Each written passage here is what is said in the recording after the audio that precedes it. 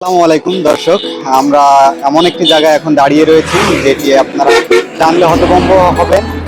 আশেপাশে ছোট ছোট অনেকগুলো ঘর দেখা যাচ্ছে মেন রাস্তার পাশে। এই ঘরগুলো দেখলে মনে হতে পারে যে বেদে সম্প্রদায় হয়তো এখানে বসবাস করে। আসলে বাস্তবতাটা ভিন্ন। এখানে কিছু মানুষ যাদের ঘর আছে, বাড়ি আছে, সবকিছু থাকার পরেও এইভাবে জীবনযাপন করছে। রাস্তার পাশে ছোট ঘর করে এই ঘরের ভিতরে পরিবার পরিজনদের নিয়ে তারা থাকছে। এখানে মেন রোডের পাশে থাকলে আরো একটি ভয় আছে, মেন রোডে বাচ্চা কাচ্চা যখন দৌড়াদৌড়ি করে খেলাধুলা করতে যায় তখন যে কোনো সময় একটি দুর্ঘটনা ঘটতে পারে। আর তাছাড়া কেন তারা বাড়িঘর ছেড়ে এইভাবে রাস্তার পাশে বসবাস করছে আমরা আজকে একটু জানাবো, আর এবং এই একই ঘরের ভিতরে সবকিছু নিয়ে কিভাবে বসবাস করছে সেটিও আপনাদেরকে একটু দেখাবো। আসুন আপনারা, আমি দেখাচ্ছি। এই যে ঘরটার ভিতরে আসলাম, এই ঘরের ভিতরে দেখেন যেখানে রান্না বাড়ার জন্য এখানে মাটির চুলা অস্থায়ীভাবে তৈরি করা হয়েছে এবং এখানে ঘরের টেবিলটা রয়েছে এবং এর সাথে সাথে শোবার জায়গাও এটি, খাট টাট সবকিছু দিয়ে পুরো সংসারটা এখন রাস্তার উপরে। যদিও তাদের বাড়িঘর ছিল, এখন থাকার পরে কেন তারা এখানে আসছে আমরা একটু জানতে চাবো। আসসালামু আলাইকুম। ভালো আছেন? আলহামদুলিল্লাহ ভালো। আপনার কি বাড়িঘর আছে? হ্যাঁ আছে। বাড়িঘর ছেড়ে এভাবে রাস্তার পাশে কেন? এই যে আমরা বন্যা প্রত্যেক বছর, এই যে আমরা বন্যা কৃষি ওই প্রত্যেক বছর আমাদের বন্যাতে ডুবে যায়, এই কারণে আমরা রাস্তার পাশে রয়েছি। বন্যাতে ডুবে যায়, এটা রাস্তার পাশে কয় মাস থাকা লাগে?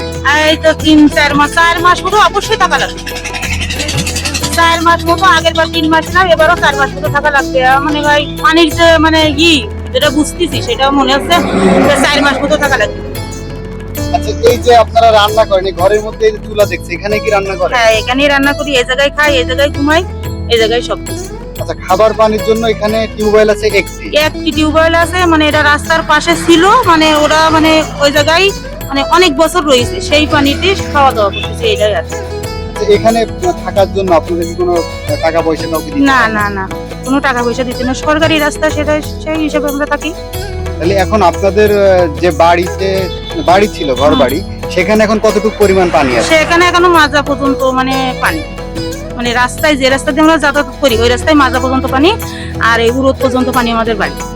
যখন আপনারা এখান থেকে আবার বাড়িতে ফিরে যান তখন আপনাদের বাড়িঘর কি অক্ষত থাকে? না, কি কি ক্ষতি হয়? মানে মানে কি বলবো, আসলে ক্ষতি সেটা কোনো শেষ নেই। এই যে আগের বছর 5,000 টাকার মাটি তুলেছি উঠোনে, এবার দেখো একটা মাটিও নেই। রান্নাঘর ঠিক করেছি, গোল ঠিক করেছি, চাল নেই, মানে বেড়া নেই, সব করি দেয়। এরকম প্রত্যেক বছর, প্রত্যেকটা বছর এরকম হয় আমাদের। আচ্ছা, এখানে যে বসবাস করেন, এখানে মেন রাস্তা, এখানে প্রচুর পরিমাণে বাস ট্রাক চলাচল করে। এখানে যে বাচ্চা কাচ্চা রয়েছে, খেলাধুলো করে, এবং তাদের আসলে সংখ্যাটা কেমন? সংখ্যাটা কেমন? আগের বার একটা আমার ভাসুরির ছেলে এই জায়গাতে এই পর্যন্ত পা ভেঙে গেছিল, এই রাস্তার পরে রিক্স অবস্থায় আমরা থাকি। কত কষ্ট জীবন আমাদের, তা আমরাই জানি। রাস্তার পরে থাকা মানে একটা মানে রিক্স। তারপরে এখন না থেকে যাবো কোথায়, যাওয়ার তো জায়গা নেই। দর্শক, আপনাদেরকে শোনাচ্ছিলাম যাদের বাড়ি ঘর সবকিছু থাকার পরেও বছরের 12টা মাসের ভিতরে 3 থেকে 4টি মাস এইভাবে রাস্তার পাশেই কিন্তু বেদেরা যেভাবে জীবনযাপন করে সেরকম 3 মাস কিন্তু তাদের জীবনযাপন করতে হয়। গত বছর 4 মাস ছিল, এবারও তারা আশা করছে 3-4 মাস থাকতে হবে। তো এই স্থানটি যশোরের কেশবপুর উপজেলায় আপনাদেরকে দেখাচ্ছিলাম। এখানকার মানুষ কত কষ্টের মধ্যে জীবনযাপন করে। এই বৃষ্টির সময় চারিদিকে যখন পানি উঠে যায় তখন তাদের আর ঠাঁই থাকে না, কেউ কেউ নৌকা নিয়ে কিংবা অন্য সময় তাদের বাড়িঘর মাঝে মাঝে যে দেখে আসে, কিন্তু কষ্টের সাথে কিন্তু এইভাবেই তারা বসবাস করে যাচ্ছে।